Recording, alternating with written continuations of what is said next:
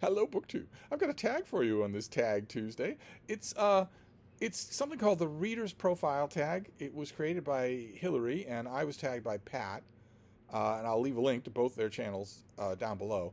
And it's exactly what the title sounds like. It is a, a broader look at who you are as a reader in some ways. And you'll know right away if you've been on BookTube for any length of time or if you've been watching BookTube for any length of time. There are a lot of tags like this and that ask very similar questions. And I am a big champion of that. I think it's important for all of us to remember that new people are finding our channel all the time, and new people will continue to do so, I hope, as long as this platform exists. It's good every once in a while to be rehearsing the basics of who you are as a reader, who you are as a booktuber, that sort of thing. Unfortunately, one of my qualities as a booktuber that is going to come out very strongly in this tag is how much of a problem child I am, because there are a lot of questions in this tag that I can't answer. So let's go at it. There are a handful of prompts here that are designed to sketch out the basic profile of who you are as a reader, give maybe new viewers of your channel an idea of who you are. And question number one is, what makes a good book? So nothing like starting off with an easy question. I know that a lot of the standard answers here, a lot of them will be mine as well. Do you have technical mastery over what you're doing? Do you know the language that you're writing in? Do you know how to write? Do you do a better job than my kid would do? Do you handle pacing, plot? Do you make characters who aren't just you? Et cetera, et cetera. All the usual building blocks of, for instance, fiction.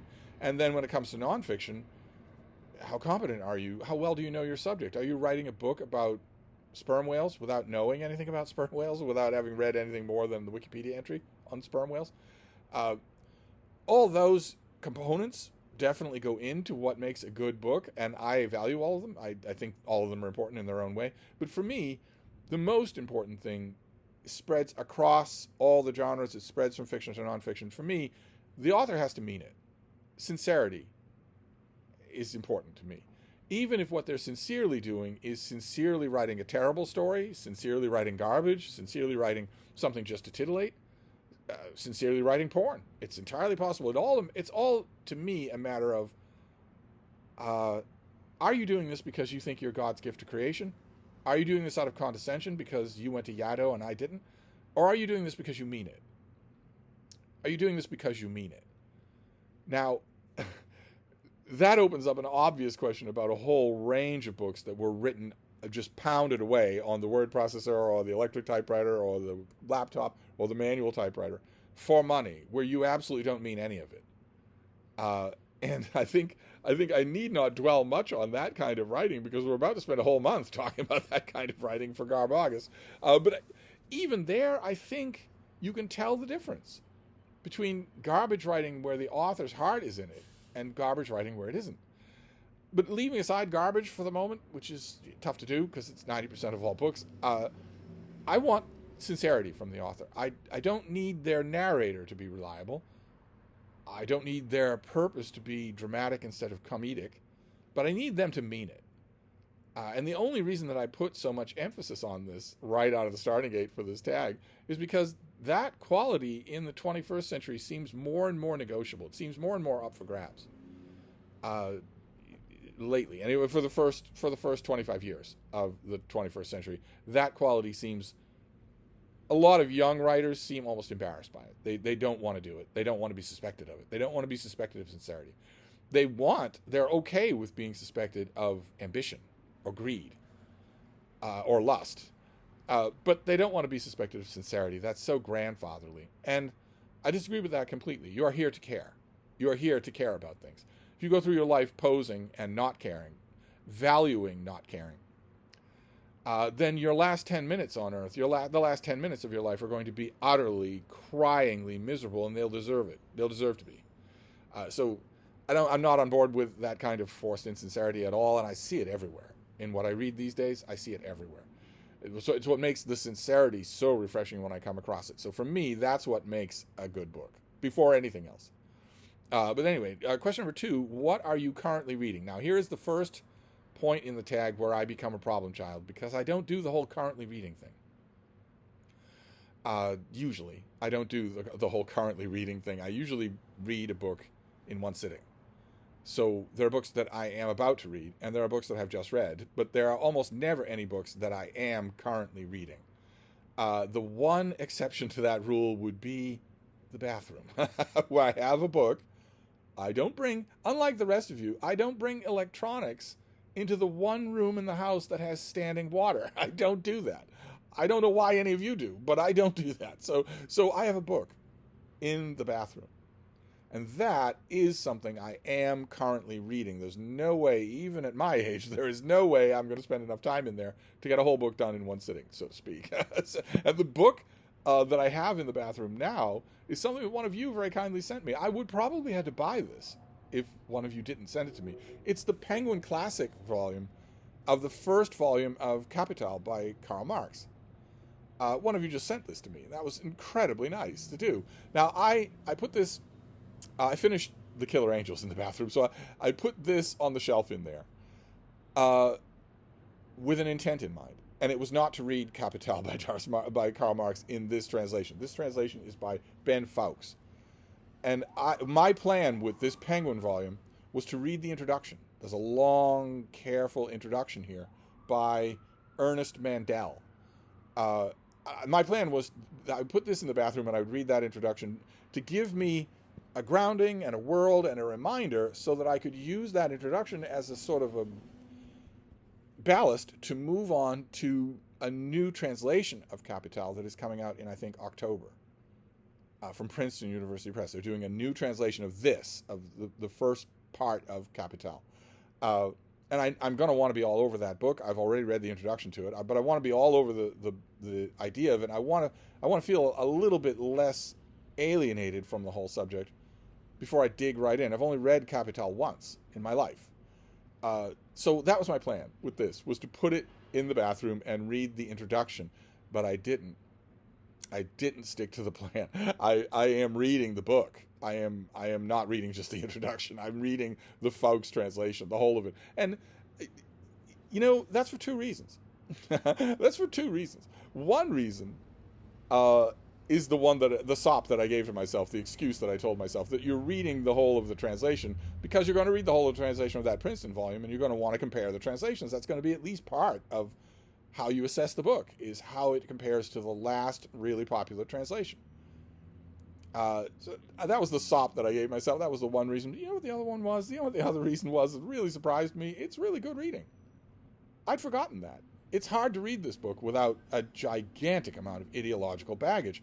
And for some reason, I didn't have it this time around. Maybe because other things in the bathroom were going smoothly. I don't know. I don't know what the reason was. But suddenly I was coming to this book without that angry baggage. Maybe there's a part of me that is finally willing to acknowledge that the Cold War is over. But instead, I was just reading this. And Marx, I don't know. I've never read this in the original. I don't know what kind of a writer he is, but certainly if the translation is any indication, he's a very energetic writer. Crazy, but energetic. So I have so many thoughts. Oh my God. David Murphy's going to be so sorry the next time he comes over, because I'm going to be all these, I'm sure that to him they will seem like infantile thoughts because he knows the whole economics thing better than I do, better than anybody does. But I've been having so many thoughts about the worldview that Marx is propounding here. So I sailed right through the introduction. This is staying in the bathroom. But other than that, for this question, I just want to show you books that I either have read or that I'm going to read. Like, for instance, for going to read, there's this, The Art of Power by Nancy Pelosi. This is a book about the first female Speaker of the House. I've read biographies of many, many speakers of the House in the House of Representatives, and I've known one of those speakers, at least to talk to on the street or in Filing's basement. But it is a historic role, the first woman to have that job, and the first woman to reclaim it after she'd had it, so it wasn't a fluke. I don't know what I'll make of this. Of course, this was not written by Nancy Pelosi, but I won't know what I make of it. I'll read it anyway. I read all these make-weight political books. There's almost none of them that have the teeth or the power that they once used to have and that they should have. I don't think that Nancy Pelosi is ever going to be in national politics again. So I don't see the. I'm assuming that this book will be toothless and rounded over with lawyerly caution, and I don't see any reason why it should be. But I'm also not. I'm not 100% sure that Nancy Pelosi is ever going to be in national politics again, and I'm also not 100% sure that isn't a good thing. I think in a lot of ways, I mean, she's not a fascist. She's not on the evil side of American politics, but I'm not sure that in a lot of ways she doesn't embody a lot of what's wrong with politics in Washington. So I don't know where I'll come down on this book. I don't imagine it'll be much to chew about. And then there are a couple of thrillers that are coming out. One is by Lauren Toman, and it's You Shouldn't Be Here. And the other is by Yasmin Ango, and it's called Not What She Seems. And you can see right away that these are designed in the Me Kill Now school of modern thrillers, where they've got the big, stupid block letters, the absolutely dumb titles that are merely cliches taken from thriller fiction. They're merely cliches. The titles are so bad. The typography, the cover design is so bad. Just these big, blaring block letters. Me Kill Now. And I have to say, I don't like to judge a book by its cover, and I've noticed this fad. This fad's been going strong for a year now. And when I started to notice it, I started wondering if it was going to affect my reading. A couple of the books of these thrillers that I've read that were of the Me Kill Now subgenre have been good. They've just been the victims of horrible marketing. That's all. So I have hopes that this will be, that these two will be. We will see. I don't have high hopes for any of those three, but those are on the docket for almost immediately. And then in terms of stuff that I've just recently read, the same person that sent me Karl Marx also sent me a bunch of science fiction. I read this, Grimmer Than Hell by David Drake. I couldn't really tell from this book if this was part of any of his interminably ongoing science fiction series, but he is the absolute doyen of military science fiction, of hard military science fiction. He's better at it than anybody. I would argue that he's better than anybody has been, that he's always been better at it than anybody. He really, really raises it to a page-turning art. This is the standard thing, a hard-bitten group of human paramilitary misfits. So things are in cliques instead of anything else. On your six, a character called Reaper, all the usual stuff. Facing off against marauding aliens. David Drake has a quirk for his aliens. Most of the aliens in his various science fiction books don't just want to conquer humans, they want to eat humans. He has a quirk about that. I don't know. Maybe he's afraid that when he keels over from a heart attack face down in his study, his cats will eat his body. And that if he writes about his demons, maybe he'll exorcise them. But it's not true. They are going to eat your body. They're going to start with your eyes. Instead of your dogs, who would go for help. But anyway, I don't know that he has cats. I have no idea. I've never met David Drake. But this was so much fun. It was such page-turning fun. I don't like Bane paperbacks. I don't like them. They feel so cheap. In all the wrong ways, they feel so cheap. But this was a big, big, meaty story. I was totally caught up by the end. Boy, can David Drake write an ending. Boy, can he write the upward spiral of action that moves to an ending. Oh boy! I'm never disappointed by this guy. No matter what I read by him, I'm never disappointed by him. So I gobbled that right down in the spirit of Rocket Summer. Although this thing, I'm assuming, came out in the '90s, so well past Rocket Summer. Let's see. Oh no, 2003. Okay, sorry, almost the '90s. And then another thing that I read. From front to back, I've read 1,000 pages. I read a lot of it. I should have pieced this out, but I was worried about leaving this thing in the bathroom. I was afraid that it might get mold or anything. And that's this. The Nightwing Compendium. A Night in Bloodhaven. Oh, the great Scott McDaniel cover there. This is a big trade paperback that reprints 1,000 pages of Nightwing. No editorial matter at all. There's no introduction. There's nothing like that. There are almost no extras at the back. The back is just a page of rough sketches, but barely anything. Most of it is all just Nightwing appearances. There's a huge chunk of this book that I was familiar with. Chuck Dixon and the artist Scott McDaniel launched a comic book called Nightwing. Nightwing is Robin, the first boy wonder, Dick Grayson, only grown up, with a generic superhero identity of his own, and not operating in Gotham anymore, operating in the seedy sister city of Bloodhaven. And they launched Nightwing #1 a long, long time ago. I'm not sure that I could find the date on this. When did Nightwing #1 come out? This book might not even have publication date. 1995. Is that right? Is that right? 1995? That doesn't feel right. Uh, well, okay, but it doesn't matter. It doesn't matter. Uh, I read that first issue of Nightwing, and I was blown away by Scott McDaniel's artwork. It is so utterly incredible, just so utterly amazing. He has, like I mentioned, he has a thing for bats in the background, but his look at what he does here with the building circling Nightwing like that, just amazing. It goes on page after page after page. You can study his artwork. You can study it, which is why I'm glad I have the e-copies of all of these, so you can pinch and zoom the artwork. But it's really nice to have it on the page, too. And I got this because I was curious about these new compendium volumes from DC. DC Comics is much worse than Marvel Comics, their competitor in the superhero genre, at reprint culture. They should be really good at it. It pays the bills at Marvel.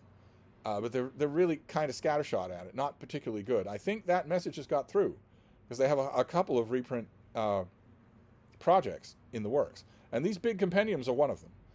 The choice for a lot of the titles that they're putting in these things is a little strange to me. Nightwing is the only one that seems sensible to me. Maybe Lobo. They have a gigantic volume of Lobo as well. But some of the rest of them, no. Most of their marquee products, or their marquee properties, do not have compendiums in the works, as far as I know. But I followed that Nightwing series all through the Scott McDaniel years. Then the artwork was handed off to somebody else. Then Scott McDaniel came back, and I came back to Nightwing. I think that Nightwing is interesting as a character. In a way, he's interesting. Time ages in the DC universe is a little problematic, as the kids say, because their main marquee heroes can't really get old. And yet those marquee heroes are constantly training up second and even third generations of helpers who do have to get old in order to make room for another generation. So here, Bruce Wayne, Batman, is probably in his early 30s, mid-30s at the very latest. Dick Grayson is in his early 20s, mid-20s at the very latest. And the Tim Drake, Robin, is, I would guess, in his late teens.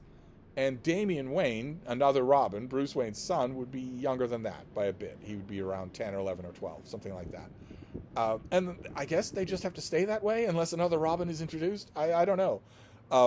But I find it fascinating. I don't necessarily find the superhero adventures of someone in spandex who has no superpowers to be fascinating. I mainly want my heroes to have superpowers, but when a product is this good, when the artwork is just this amazing, page after page after page, I just go for it. I was happy to get this. And I reread it, and it sparked a whole bunch of questions in my mind that I don't think were intended. Chuck Dixon never goes at them. He never asks these questions. Most comic book artists or writers don't. But I mainly wanted to know, what are superheroes in the DC universe? In the Marvel universe, it's a little easier. And in the DC universe, it used to be easier. They were just super cops. Superman was given law enforcement authority in every country in the world. He was given special clearance by the UN. He was recognized as a Marvel, someone who was saving the world. That's long gone. Those days are long over with. They ended with President Kennedy's assassination and with the shootings at Kent State, and they're never coming back. So now, who are superheroes in the DC world? Does anybody in the DC world suspect that Nightwing is Robin, that was once upon a time Robin? And, okay, Robin, all right, fine. He's the sidekick of Batman, who is world famous and who is a terrifying force of the night in Gotham City, and who saved Gotham a number of times. I still don't know what that means Gotham thinks Batman is, but at least he's a known quantity. And Robin is a known quantity beside him, but does any of that extend to Nightwing? Or to any of these?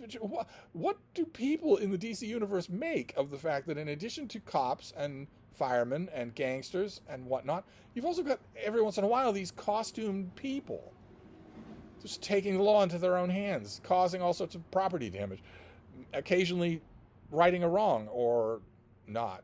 I don't know. Half the times that Nightwing rights a wrong in the issues collected in this volume, it's not anything the public would ever know. So I don't know. I was thinking about that a lot here while I was enjoying these issues. I did. I enjoyed a lot of these issues. I enjoyed even a lot of the issues that didn't have the artwork that I love.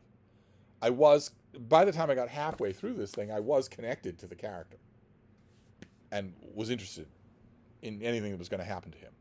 And I wouldn't mind. I would get a second Nightwing volume. I think there's enough material for another one. But that was another thing that I was reading lately. But we don't want to get hijacked by new and forthcoming or old books, or I'll be at this all day. I was just thinking about that. I mean, when Nightwing goes to Bloodhaven is a completely corrupt city. The cops, the officials, everybody, it's completely corrupt. The power structure is completely corrupt.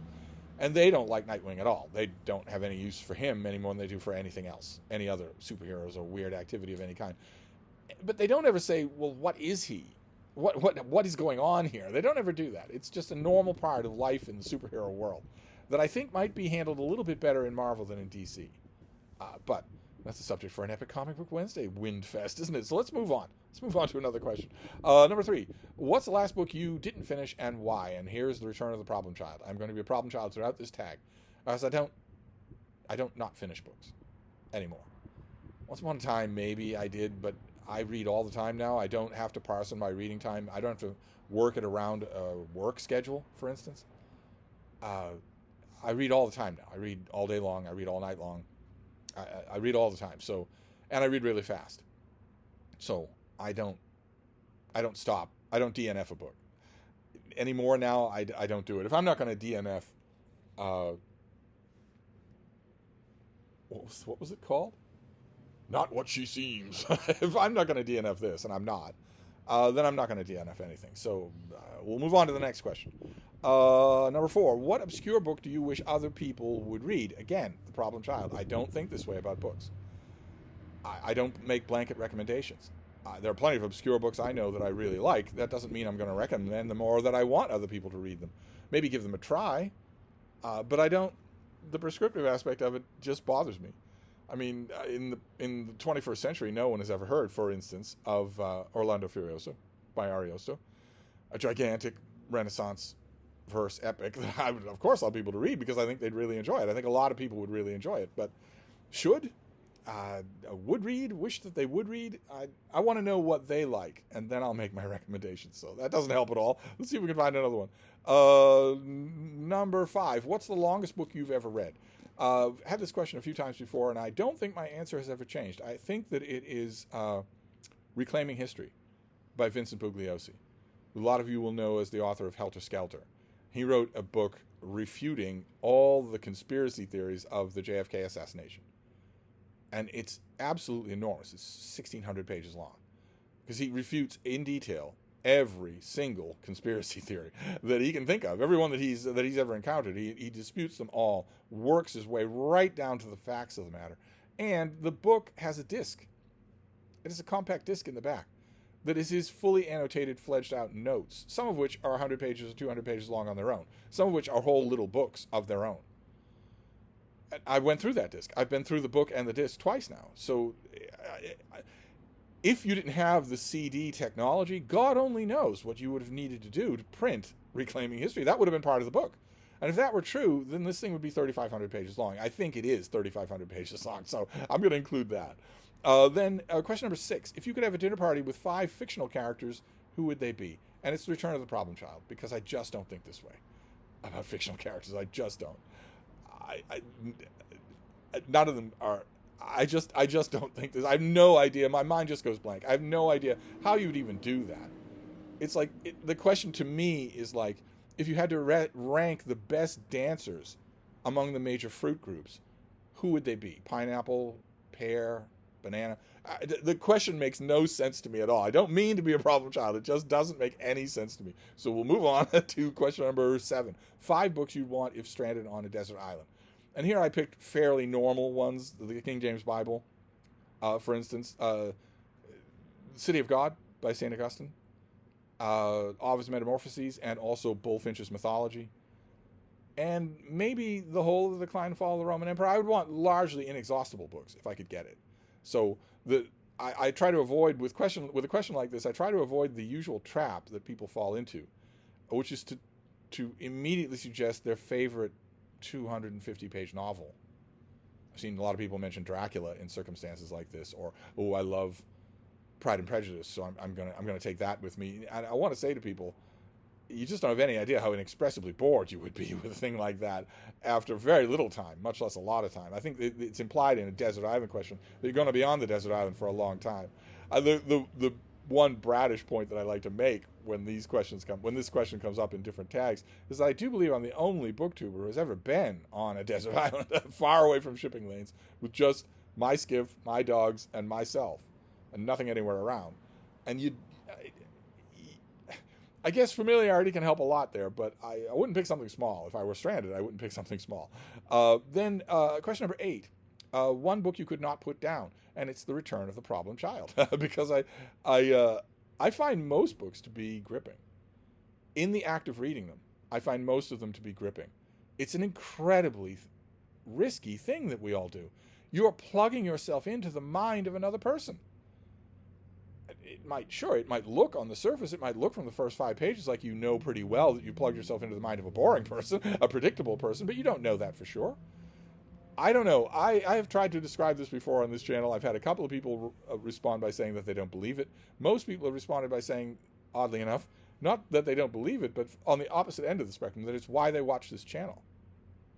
But the point that I always try to make here, whether it's believable or not, is that I go into every book absolutely thrilled to my hair roots, like a little kid at Christmas. Every book. All of them. I go into all of them that way because there's a chance.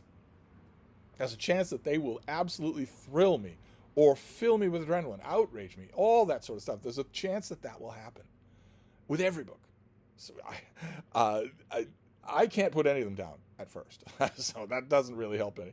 Then question number 9 is 5 books or authors you will never read. And it's The Return of the Problem Child again. Because there are no books in that category. None at all. I would hope that there never will be. Even the authors that I hate, even the things that I think are a complete waste of time.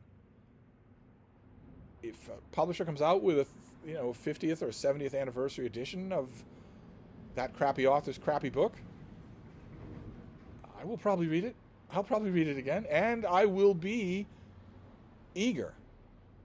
At the act of opening that first page, I will be as eager as that kid on Christmas morning. I will be waiting for it to thrill me, even though I've had a negative opinion about it for 60 years. I will still be waiting for it to thrill me, hoping that it will. And anything else? Things that I'm not familiar with yet? No. I'll read anything. I'll read absolutely anything. So I can't help with that. And then question number 10 is, if you were to write a book, what would it be about? Well, I want to write a lot of books. I have written a lot of material. It could be assembled into books with all sorts of new, interesting additions and then sold to the general public. But if consensus is any indication, then the book that I should write is my autobiography at 1,000 pages, Odd Dog. Certainly from over the years listening to all of you, that is hands down the one that is voted the most. And actually, years and years ago, in the pre-internet days, I made a list of 10 books that I might work on next. And what would they be? I gave a brief précis of each one. And Odd Dog was on that list, and even then, in the age of snail mail, it easily won over all the others. So I don't know what that means. You get 5 videos from me a day. I would think you'd be sick of that subject. But that would be it. If I were going to sit down and write a book, with fresh, that would be it. And then question number 11 is tag people.